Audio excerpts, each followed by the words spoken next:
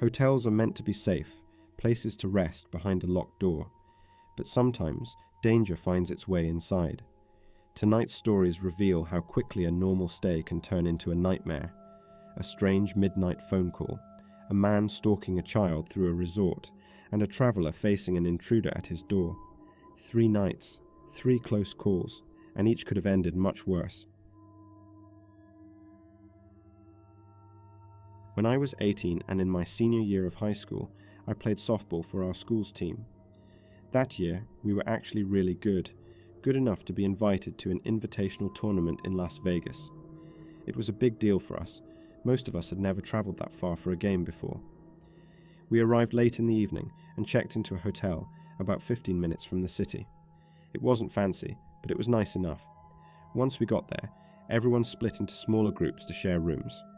I roomed with 3 of my closest friends, and after unpacking and showering, we decided to call it a night. Our first game was early the next morning, so we wanted to rest. Around 10 p.m, the room was quiet. I was half asleep when the hotel phone suddenly rang. The sound startled us. None of us had ever heard a hotel phone ring before. We stared at it for a moment, confused, before I reached over and answered. "Hello?" I said. A man's voice came through, low, almost whispering. He said there was a problem with our room payment, and that one of us needed to come down to the lobby immediately to fix it. Instantly, alarm bells went off in my head. I'd watched our coach pay for all the rooms less than 2 hours earlier. Why would the hotel call us directly about something like that, and so late at night? Trying to stay calm, I told the man our coach had already paid, but he ignored me and repeated that one of us needed to come down. Just one, he emphasized. Then his tone changed. He said if we didn't, there would be consequences. The way he said it made my stomach twist. There was something menacing about his voice. I wasn't about to let anyone leave the room. I told him we weren't going anywhere and hung up. The room went silent. My friends looked at me nervously, waiting for an explanation. When I told them what the man had said, they were as freaked out as I was. We knew there was no way the front desk would call about something like that this late. It just didn't make sense. We locked the door, latched the chain, and pushed a suitcase against it. Everyone was tense, but after a while we tried to sleep. About an hour later, the phone rang again. None of us moved. It rang 3 times, then stopped. About 30 minutes later, it rang once more. Each time, the silence afterward felt heavier. We barely slept that night. Every sound in the hallway made us jump. I remember staring at the thin strip of light under the door, terrified I might see someone's shadow. But no one came. When morning finally came, we were relieved but exhausted. We met our coach for breakfast and told him everything. He immediately went to the front desk to ask if there had been any issue with the payment. The staff looked confused. They said the room was fully paid for and no one from the hotel had called us.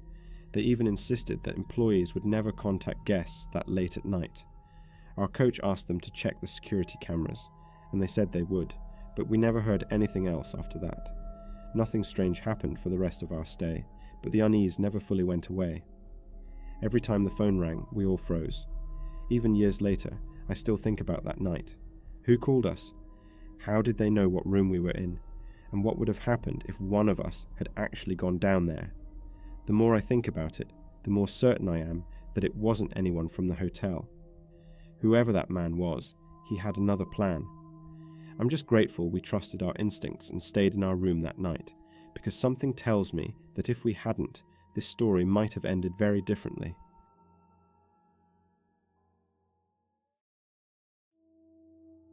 When I was 14, my family took a trip to a ski resort in Colorado. I'm the oldest of 4 kids. I have an older brother, a younger brother, and a little sister who was 7 at the time. We all got along really well, and that trip was something we had been looking forward to for months. The resort was beautiful, buried in snow, with the mountains glowing orange from the sunset each evening. On our second night there, after spending the day skiing and exploring, my siblings and I decided to relax in the hotel's sauna. It was connected to the indoor pool area, and since it was already late, hardly anyone else was around. The 4 of us sat inside, joking and talking, enjoying the warmth after hours in the cold. We must have been in there for about 30 minutes when my older brother mentioned that he was getting hungry. He suggested one of us go up to our room to grab snacks for everyone. Without thinking twice, we told our little sister to do it. Looking back, that was a terrible decision. I don't know what we were thinking sending a 7-year-old to walk through a nearly empty hotel by herself. She left, and for a minute everything was quiet, but only a couple minutes later we heard rapid footsteps echoing down the hall. Then the sauna door swung open, and our sister came running inside, completely out of breath and visibly terrified. She blurted out that some creepy man had been following her. At first, we thought maybe she was exaggerating, until we looked through the sauna's small glass window. There, out in the pool area, was a man I had never seen before. He was pacing slowly around the pool deck, glancing toward the sauna every few seconds. I'll never forget what he looked like. He was clearly an older man, hunched slightly as he walked, and he was wearing several layers of heavy winter clothing. It immediately struck me as strange.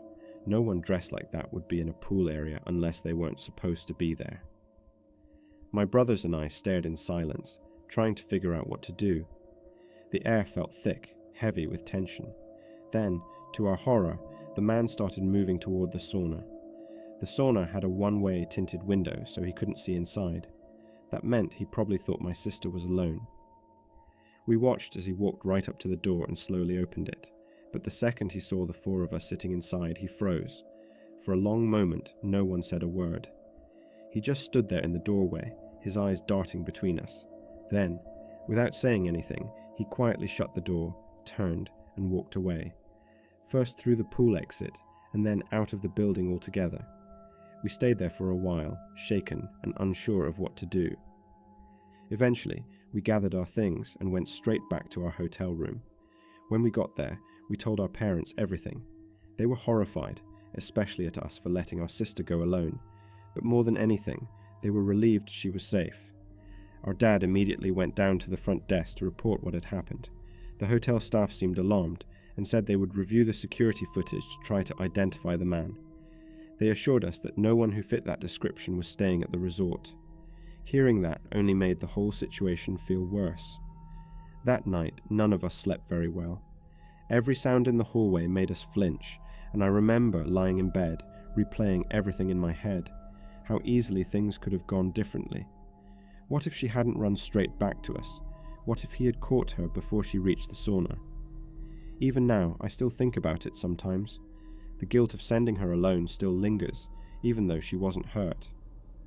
There's no doubt in my mind that whoever that man was, he wasn't one of the hotel's guests. He was someone who wandered in off the street, someone with bad intentions. I'll never forget the look on his face when he opened that door and realized my sister wasn't alone. It's terrifying to think what he might have planned if she had been. It was a Friday, and I was on a business trip, staying at a hotel in a part of town I wouldn't walk around at night. My evening meeting ran late, and when I finally got back to my room, I knew I needed to sleep. An early meeting waited the next morning. I wasn't exhausted, but I lay down and tried. After an hour of tossing and turning, I put on a podcast to help me drift off. Eventually, I started to doze, but 3 hours later, I woke to a faint knocking. I checked the clock. 2 a.m. I took off my headphones, and the sound grew clearer, not in the ceiling, not from another room, but from my own door. At first I thought it was someone in the hallway, but then I realized the doorknob was moving. I dressed quickly, crossed the room, and watched through the peephole as a hand worked the lock, and the knob turned. Whoever was outside seemed to be trying to pick or manipulate the mechanism. I felt my heart race. I keep a pistol in my suitcase for travel. I grabbed it, chambered around, and returned to the door. As I approached, the lock twisted and the latch began to slip. I raised the gun and held it steady, every muscle tight and ready. The door opened just a crack before a hotel-style security latch, one of those swing bolts, caught and stopped it. Relief slammed into me. That bolt probably saved me from an immediate life-or-death confrontation. But the man didn't give up. Through the thin gap, I could see a hand reach in, fingers trying to disengage the latch from the inside. I couldn't tell much else, only that the hand moved with purpose. I shouted that I had a gun. The hand withdrew instantly, and I heard footsteps pounding away down the corridor. For a long time I stayed frozen, keeping the gun trained on the door until I was sure he was gone. After the noise faded, I waited a while longer, then locked everything, barricaded what I could, and called the front desk. I debated calling the police immediately, but worried the intruder would be long gone before officers could arrive. The next morning, I went down to report the incident. To my surprise, the lobby was crawling with police. The clerk told me they'd been tracking a prisoner who had escaped custody and was going room to room that night, picking locks and robbing guests at knife point. Apparently, he'd been trying doors all along the corridor. I felt a cold mixture of shock and gratitude. If the latch had failed, if he'd pushed the door fully open, I might be writing a very different story. After the police left, I replayed the night over and over. Small sounds became huge in my memory: the soft click of the latch, the scrape of the hand through the crack, the silence that followed the retreating footsteps. They asked if I wanted to come home. I said no, but I didn't sleep much that week. I switched rooms, kept lights on, watching the hallway like it could hold the answer. Since then, I've changed how I travel. I bought a compact door jammer and started checking locks the moment I enter a room. It feels trivial until you realize how thin the line was between ordinary and violent. The clerk at the desk later told me police were tracing an escaped prisoner who had been trying doors that night, moving down corridors, and robbing whoever opened. Whether they caught him remains unclear. People treat fear like a movie. What happened to me was quieter, a cold, focused readiness and a decision to act. I'm not proud of the fear, but I'm grateful for the preparedness. That night taught me to respect small safety measures and to never assume inconvenience is more important than caution now.